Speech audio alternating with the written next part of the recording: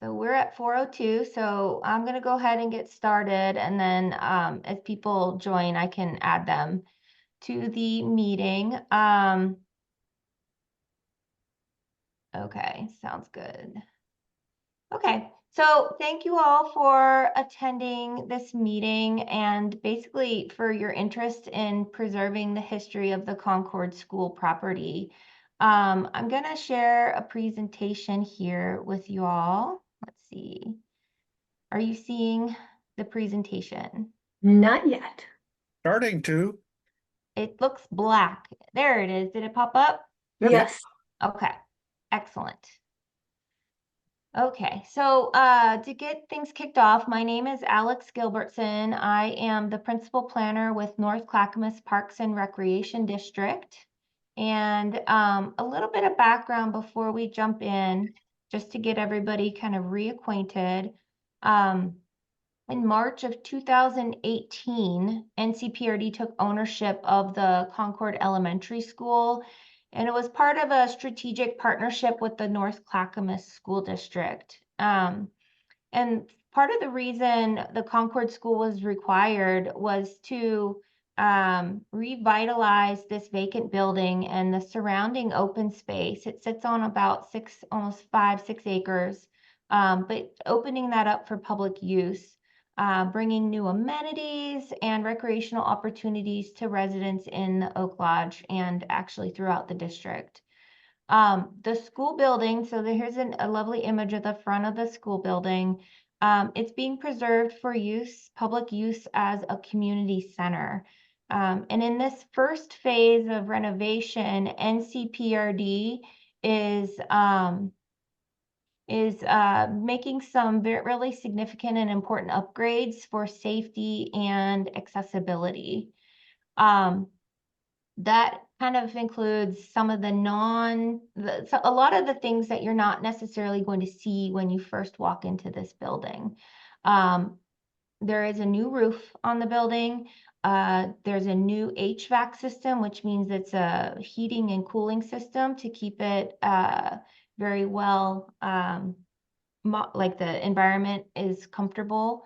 We have a new elevator, a new fire suppression system, upgraded electrical system, and there are also ADA compliance upgrades throughout the building. And then in addition to all of that and some of the tenant improvements that we're doing for like paint and new flooring, we also wanted to share the significance of connecting the community's past with its present and future, which brings us to this meeting today. Here's a review of the agenda. We'll look at some goals for the project, and then I'll give a sneak peek at the phase 1 interpretive graphics, explore some opportunities for art, historic photos, and a history marker. So a couple goals for the project. We wanted to create engaging, lasting ways to preserve and share the Concord school history. We wanted to also inspire curiosity among the residents of people who used to go to the school, children who haven't gone to the school, but it's part of their community, really just so that we can be an available resource for people to learn more about the significance of the school. We also want to meet SHPO requirements for public engagement and historical accuracy. And we wanted to develop a clear process for maintaining accuracy. And we can't do that without the help of partners like the Oak Lodge History Detectives. So first and foremost, SHPO stands for the State Historic Preservation Office. And that is part of the Oregon Parks and Recreation Department. So as we are going through this project, NCPRD has what we're calling a memo of agreement with SHPO that essentially states mutually agreed upon stipulations, or you can kind of think of the stipulations as mitigations. And those mitigations are for us modifying the former Concord School historic property. And these mitigations include either one large historic, large photographic wall covering, or a minimum of 4 printed panels and photos with text. NCPRD is also required to host a public meeting, and that the final designs must be professionally designed by historians or exhibit specialists. And the designs that I'm about to share have been prepared by Mayor Reed.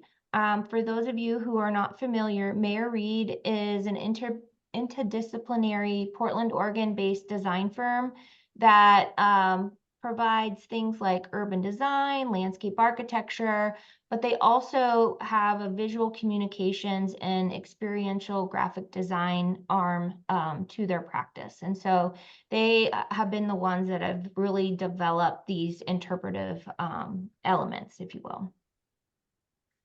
So here we go. This is the beginning of the proposed elements. So the first one is in the new lobby. This is what you will see when you walk into the facility. It features an interpretive wall graphic that brings Concord School's past to life alongside the preserved school bell. You can see the school bell kind of over here in the corner, and I'll talk about that in just a second. But this wall graphic it features a present day map of the area that is enlarged into a textured backdrop in hues of like greens and yellows. The streets and school site are clearly labeled.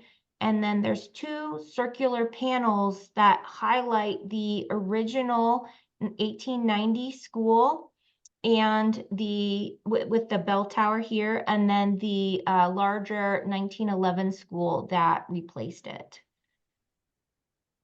Very good. So back to the school bell. So you can see it kind of here in this case. We are proposing, this is a rendering of the lobby display featuring the original 1890 bell. That was rescued from a junk pile during World War II and returned to the school district in 1954. So this bell case is going to be in a central welcoming location right outside the new elevator. So you'll walk through the lobby, you'll walk through the lobby, and where these people are kind of standing, that's like queuing up for the new elevator. And so that case is going to be right outside the new elevator. And then as you go up the elevator into the second floor, you will come across this historic timeline. And this is a rendering, so it's on the upper level, and it's really guiding visitors through Concord's history from 1850 to today with photos, stories, key milestones, and you can kind of see so the panels are all paired with different eras, dates and decades with photos, accompanying text, and it basically takes us from 1850 all the way to today in 2025.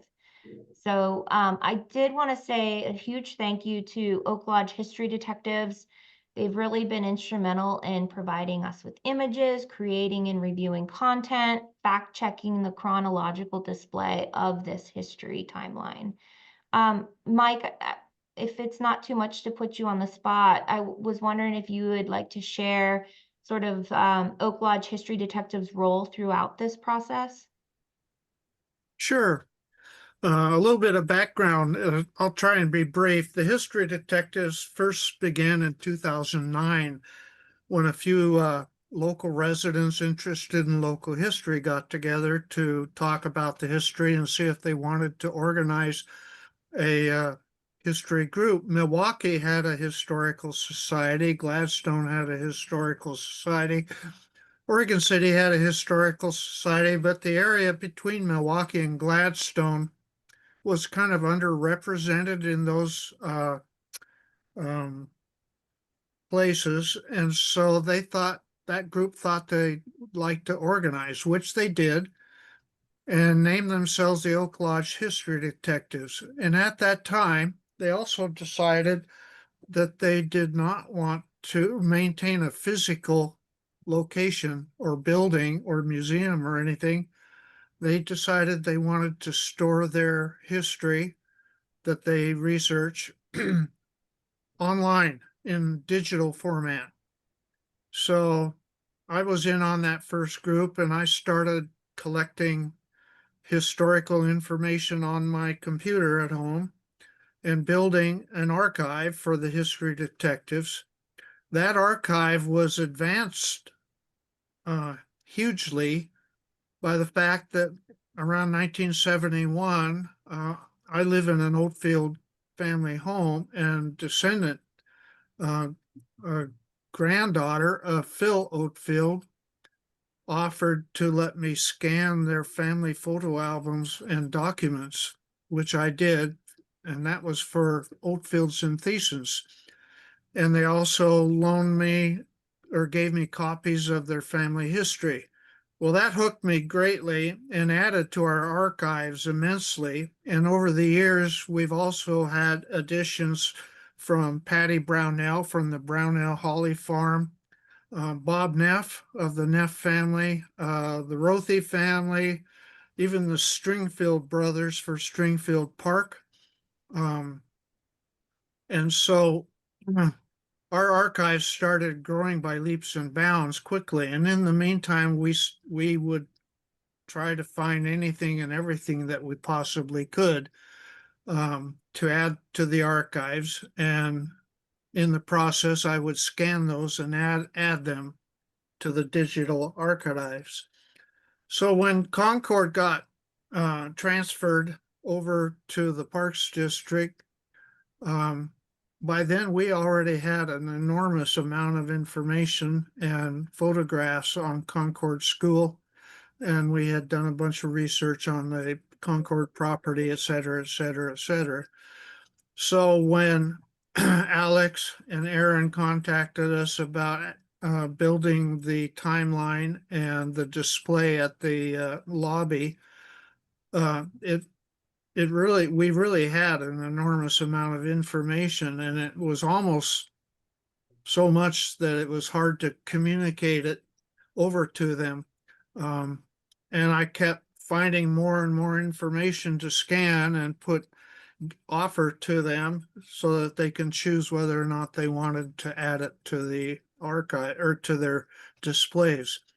So fortunately for the community, we have a huge database. Actually, our archives consist of 227 gigabytes of data right now, and it's constantly growing, and we're constantly adding to it. So that's kind of how that happened. We started in 2009, became a 501c3 in 2011 so that we could apply for grants. And the only grant we've applied for so far, we got 2 years ago to put 2 historic markers in the community for the first 2 schools, the 1856 school at River Road and Laurelwood and the 1866 school at River Road and River Bluff Court.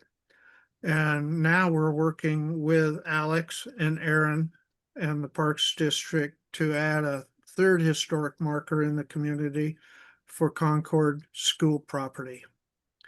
I think that about summarizes it. That's great. Yeah, thank you, Mike.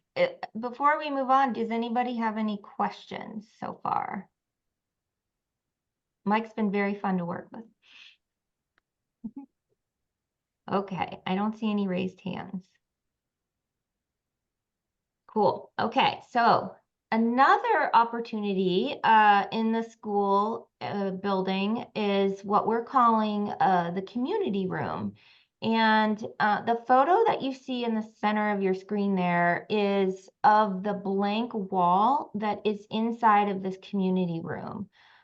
It will receive a fresh coat of paint, but it's otherwise a blank canvas.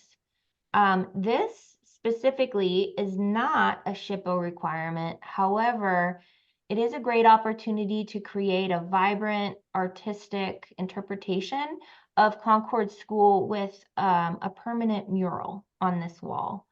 Another option could be hanging galleries to showcase different Clackamas County artists on a revolving basis throughout the community. And so those are two options that we could have displayed on this wall. Either way, it would be in partnership with the Clackamas County Arts Alliance, but and also when we have funding available. In the meantime, though, we could potentially frame old photographs from Concord school property and hang them on the wall in the community room and potentially throughout the public areas of the building. So we could then again work with Mike and the Oak Lodge History Detectives to come up with some informative plaques for the photos. But really, we have a lot of photos, but this group in particular, and basically a community call for photo contributions. If you have any old photos of the Concord property that you would like to share, you can feel free to email them to me at agilbertson@ncprd.com. And we'll kind of take a cull through some of the photos, see what we aren't displaying in the timeline, and whether or not they are of good photo quality that we could enlarge them and potentially frame them to hang them on the wall in the community room and throughout Concord. And lastly, the last proposed element that I wanted to share with you, and Mike had just mentioned, is a historic marker. So this is another effort that's coordinated by the Oak Lodge History Detectives, and placing an historic marker that identifies this as the site of the first Oak Lodge School in 1890, the second school in 1911, and then the third school in 1936. So what you see in the text in the white square rectangle is the text of the plaque that would be fabricated and placed on the property.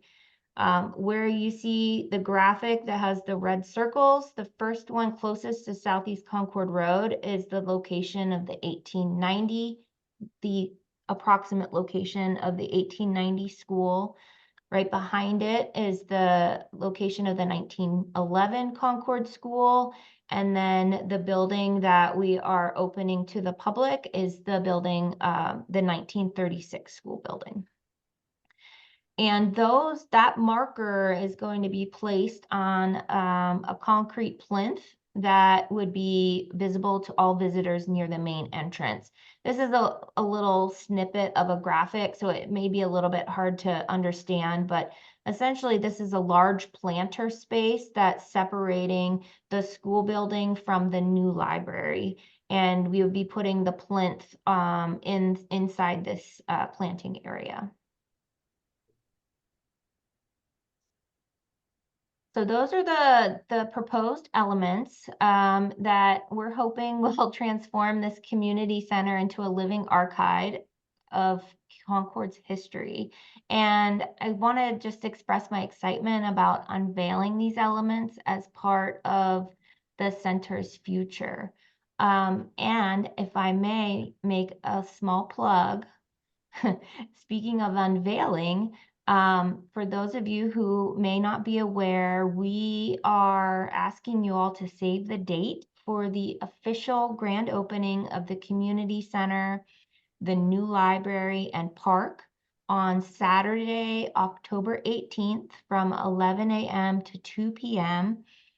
There will be a ceremony with speeches, family-friendly activities, live music, and a free pizza slice for the first 250 people that come to help us celebrate.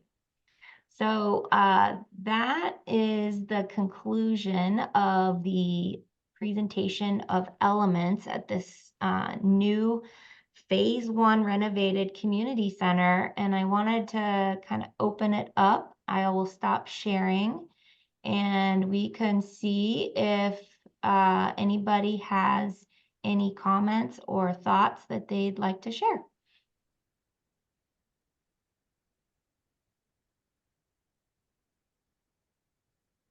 There has to be something.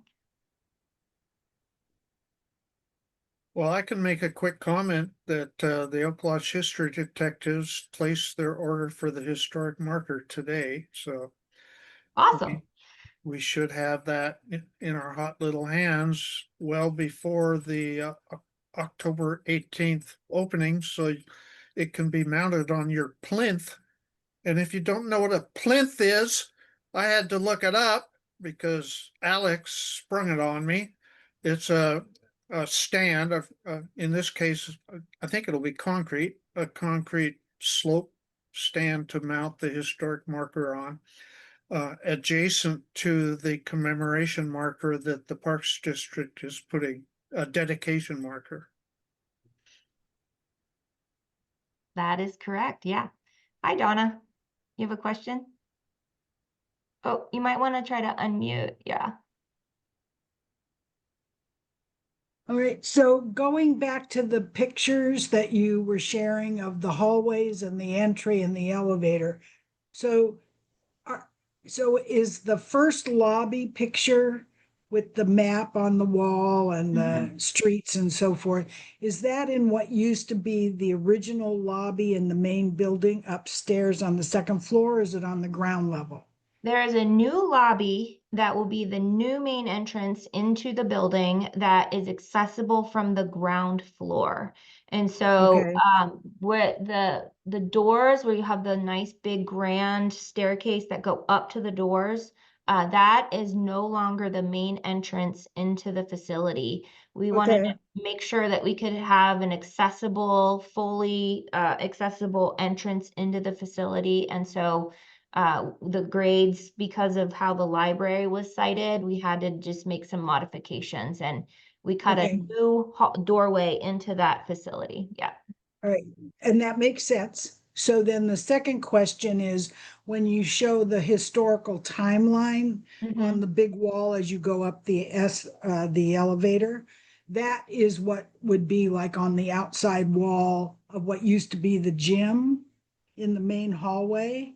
No, not quite. So the timeline, so the old library, but we're calling it kind of the NCPRD boardroom. It's where our Okay, district yep, advisory committee and the board of directors will meet in that room. So on the outside in the hallway that's where the timeline is going to be framed in between the two doors that that you can access into that room. so it's a main focal point. It is a main focal point, yes. Okay, here's my last question. Okay. So my child attended Concord. She's now an adult. So it's been a long time since I've been in the building. But there were things that would have been of historic interest, maybe, maybe not. That, like when we hit our 100th anniversary, the PTA made a quilt. There was a bunch of stuff that went along with that centennial celebration of the school. Did that go to the school district? Did it get boxed up and hidden or dumped? Do you have any idea? I do not know of any quilt or anything along those lines that I'm aware of. It's possible that it went to the school district, but I'm not. I honestly don't know that NCPRD is in possession of that commemorative of Okay. those materials. That quilt is a $50,000 question right now. Nobody seems to know where Oh, it really? disappeared to. Yeah. I mean, it basically had every family in the school that had kids at the school when we had the centennial made a square, or somebody made a square for them. Okay. And then we had a quilter put it together so that it was sort of commemorating every family that had kids at the school at that point. So it Okay. was nasty. I'm not gonna lie.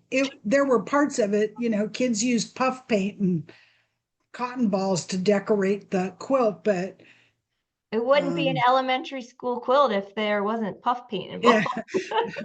but yeah, but it definitely was, I mean, people came in looking for their square, so And where did it hang in the school? it hung as you came up to the top of the stairs. It was on this wall before you got into the main center hall. Does that make sense? The So it was office? kind of So the out. library, so the The library office. would have been on the back side and it was by Yep. the office entrance. Okay. Yeah, we'd love to find that quilt and return it to its home. Yeah, we can check in and see if North Clackamas School District knows of its whereabouts. But I can also check around with staff at NCPRD and see if they know of its whereabouts. But as far as I am aware, I don't know where that quilt exists. We should have planted a locating device in it somewhere and then we'd know. Yeah. Okay, Right? What? Mike, that was before internet, before Oh, that's devices. right. Whoa. Oh, yeah, that's right. There's a message in the chat from Melissa that she was teaching there when the school closed and doesn't remember a quilt. Mm. Yeah, it probably just disintegrated. Oh, no, Too bad. I don't think, oh, no. I think it's in somebody's trunk someplace.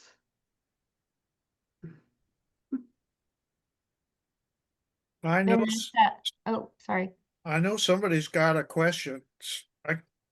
I'm looking for questions. Vanessa has your hand raised. Go ahead. Hi, thank you. I first want to just say how excited I am about the new community center and park, and thank you everybody for whatever you've done so far. I'm new to this particular group, but I don't actually have a historical question. I was just wondering if I could know if it might be possible to find out more information on either volunteering or helping out with the process, either before it gets started or after. Volunteering for the opening celebration or for something? Or for after it's open, and if there's any Oh, opportunities to help out just in and around that center. okay. Yeah, we can, do you want to just shoot your email in the chat and I can make sure to get you coordinated? Yes. Okay, Thank thanks. you. That's awesome. Vanessa, I can tell you that the new library is going to have a history room. And we've put out the call to our email, history detectives email list for volunteers that would be willing to be trained to man the history room off and on. Yeah, that sounds Because great.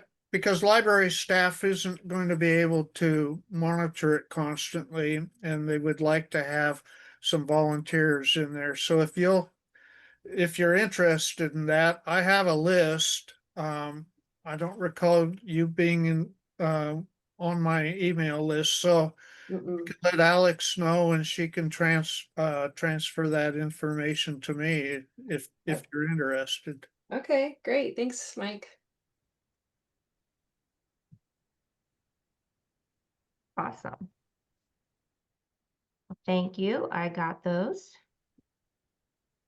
Any questions, any thoughts, any ideas for the community room? I'm looking for ideas for the community room. We've got this huge wall. We have like what, 14, 15 foot tall ceilings. It's like a 30-foot wide wall. It's a blank slate. And are there particular photos that folks know of and like that they might like to see framed, hanging on that wall? Any thoughts?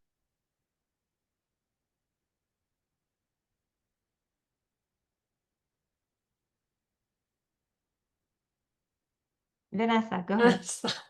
Spout out some brainstorming ideas just for fun, but whenever I'm at McMinimans, which is what I think of when I picture this Concord property, is an old school, when you go inside, the artwork for me that's interesting is photography, old photography, especially when it has wording or text in it that's significant. So it might say, this was the schoolhouse from 1910, and here are the children dancing around the maypole. We were just at Kennedy School and doing a tour on Saturday. So part of that was interesting to me, was the art and the photography. The teachers' images were painted by local artists, teachers at the time, principals at the time, anybody who had any significance, even if they had gone to school there, but then later on in life became famous in some way. So I thought that was interesting. Cool, okay. Are there thoughts about showcasing more of the history, or like pivoting in a different direction and maybe showcasing more of local artists' current work in that room? Just throwing it out there as an option. Hi, Melissa. Hi. So I used to teach at Concord. When it closed, I was teaching there. So I was there from, let's see, when did it close? 2012? 2013? 14, I think. 14. So I was there from 06 to 14. And I think what's really interesting about the property is what maybe the layout of the land was, and about how the names of the roads are actually like specific families and farms. Um, like the Oatfield family and the Concord, actually, I don't know if Concord was actually a family name, but I think kind of an old map of like the farm properties around the school would be kind of an interesting backdrop to some photos, Okay. and how kids used to, ride boats to get to the old schoolhouse across the Willamette, I think is a really unique piece of the history. That's awesome. Okay. I think we have a good photo, I think, that shows the farm fields with the school Mhm. building, so that we could look and see sort of if the photo quality is good enough, or we could enlarge it and sort of either frame it or do something with it. Okay. Yeah, I think that's unique. That's cool. And maybe at the end, since I missed the pictures because I hopped on a little bit late, would it be possible to show me again? Yeah. I don't want to waste everyone else's time. Or if there's a slideshow you could send to me or something, that would be awesome. We can post it. It actually is posted to the website, but I'm happy to just kind of go through the images here. This is of the new lobby space, and we've got this wall graphic wrapped that has the present day map on with the street grid and the buildings, with the streets labeled, the schoolhouse building labeled. And then these two circular panels that showcase the 1890 school and the 1911 school. And then I think what you're referencing is this smaller circle graphic has an area, like kind of a bird's eye view aerial of the farm fields for that, with that area. And so it's possible that we could enlarge that as part of some other type of display. And then the old schoolhouse bell from the 1890s, we're proposing to put that in a glass case in the lobby with a plaque that basically tells the story of this bell and how it was rescued out of a junkyard and then brought back to the school. And then as you go upstairs, this is the historic timeline graphic that is going to be on the upper level hallway. Basically in between the two doors of the old library. Mm-hmm. And then this is it has maps and graphics and photos and text accompanying it for the different eras throughout the years, starting at 1850 and ending with today in 2025. And then the last thing really is this community room. This is the blank wall that I was mentioning about how we are looking for ideas. We don't necessarily have funding to do sort of a permanent mural or a rotating gallery, revolving gallery. But in the meantime, we could potentially temporarily hang some framed historic photos on this space to sort of brighten it up a little bit and help activate that space a little bit more. So those are the different proposed elements that we are talking about inside the building at this time. Okay, thanks. Yeah, you're welcome.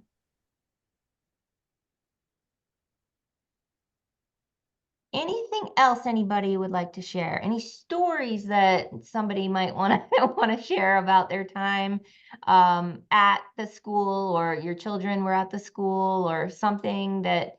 So another thing that we're toying around with, I don't know that we are fully baked on the idea, but looking at potentially having a memory booth at this October 18th grand opening. So it could be audio and visual, but it's a way of like storytelling and allowing us to record the stories of people that have used to go to the school, or know people that went to the school or taught at the school, etc. And sort of trying to get content around that so that we could showcase this content on our website. Showcase this content on our website, and just like create this living memory documentation component that is just another layer of being able to share the stories and history of the property. And so that it's still not fully vetted, but that's another idea that we're trying to figure out. Well, I've got a story I can share with this group, and it would be the sort of story it'd be fun to hear at the memory booth, but I'll be busy during the memory booth, so I won't be able to tell it. But I was a second grader at Concord in 1956, and my teacher at the time was Mrs. Osvik.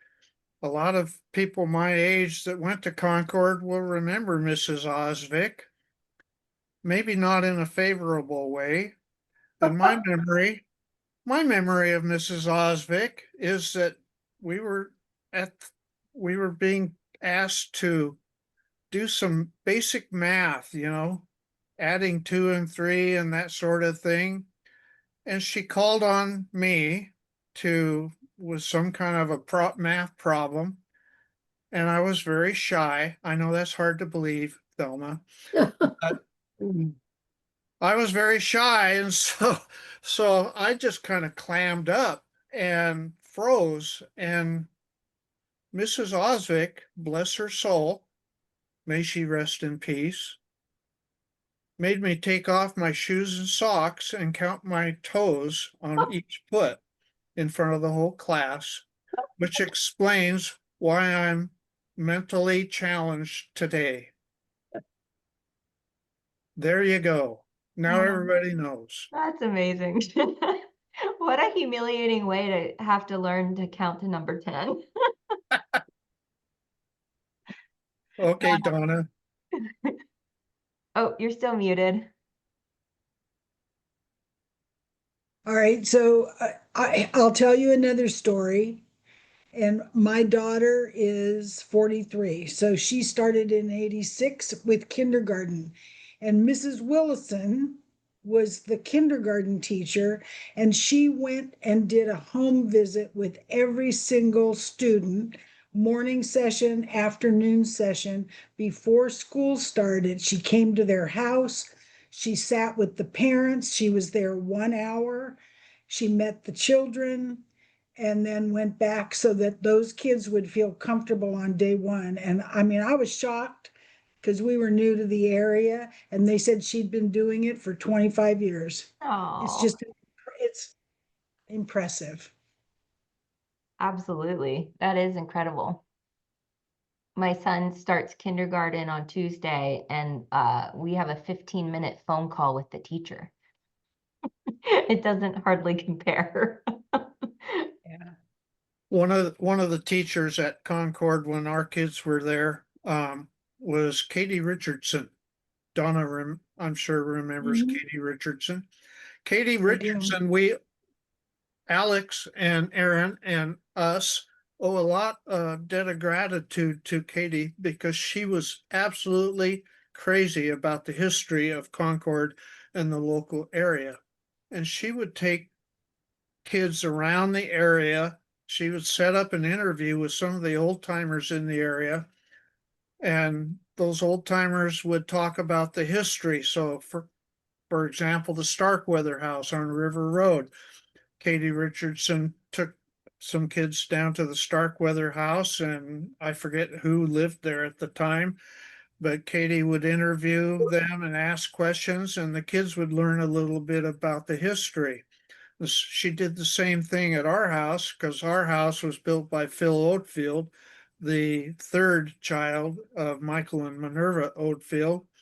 And we had a lot of history, as I described later, from the family that and Inez West was one of the Oatfield daughters, and she was in her 90s, and she came to the house during that interview and talked to the kids about the history of the family, the house, and the Concord area.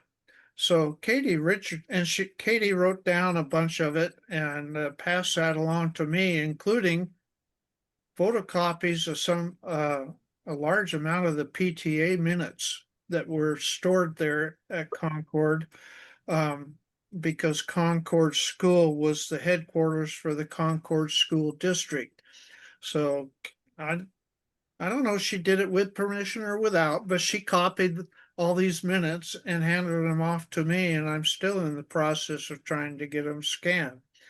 So thank you, Katie. She's deceased now, but she was a great, great help in preserving the history of Concord School. But that reminds me, Concord was the very first PTA in the state of Oregon. Outside of Portland. No, No, outside first. of Portland. It wasn't the first. Portland was the first, but outside of Portland, yes, it was. Oh, okay. Oh, I thought it was first. Don't argue with the historian. Oh dear. Patricia, do you have your hand raised? Oh, if you're speaking, you're on mute.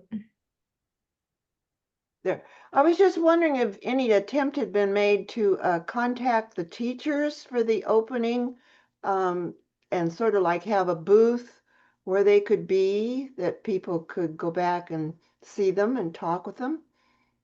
That's a great idea. We haven't done broad outreach yet for the opening, as we're still in the middle of kind of planning, but that's a great idea. And I don't know if somebody has access to contact information that you could help share. That would be really helpful for the NCPRD and the Clackamas County staff. Seems like the school administration would have some reference. I don't know if it can be public or whatever. Yeah, Anyway. that's a great idea. Thank you. Mhm. Thelma. Both of my daughters went to Concord, and my older daughter, Sandy, participated in the program that they had where we had bought her a unicycle. And this was a gymnastics type of thing. And she participated in that, riding her unicycle in the program. And then she went over to the wall where she and the boys competed, going hand over hand, peg by peg up the wall, and she beat all the boys that were in her class. Awesome. That's great. Well, I guess I can take that thing off. Let's see. So I guess we have just a few more minutes left. Are there any thoughts or comments about the proposed elements that, did we get it right? Are we close? Is there something that you think may be missing? We really just wanted to share this information with the community and kind of give you guys a sneak peek of what we're proposing, but we couldn't have done it without the Oak Lodge History Detectives, of course. And so huge shout out to Mike and his team for all of your countless hours of research. Yes, Linda. I've only been here since 2018, so I'm still a youngster in the neighborhood. But just appreciating what you've shown us today, I really like the idea. If it's possible to put together a memory booth, I think that's spectacular. But I also like the idea, I think it was Melissa suggested having the old farmstead areas. I'm constantly learning about some of that history just from the people I run into around town, but having a formal place to see the current map on the first level and then the stages of that map up on the second level, I think would be a nice addition. Awesome. Thanks for sharing. That's great. Great feedback.